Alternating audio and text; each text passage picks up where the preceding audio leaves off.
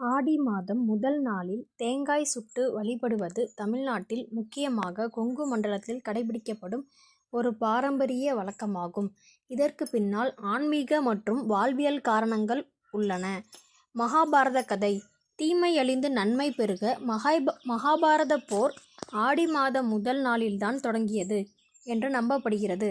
தர்மத்திற்கும் அதர்மத்திற்கும் இடையிலான இந்த போரில் நல்லவை ஜெயிக்க வேண்டும் என்றும் உலகத்தின் தீமைகள் அழிய வேண்டும் என்றும் வேண்டிக்கொண்டு இந்த வழிபாடு நடத்தப்படுகிறது.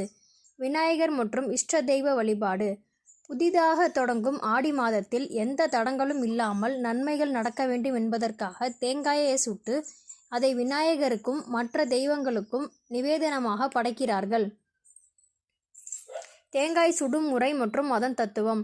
தேங்காயின் மேல் நாரை உரித்து ஒரு கண்ணில் துளையிட்டு உள்ளே இருக்கும் தண்ணீரை வெளியேற்றுவார்கள்.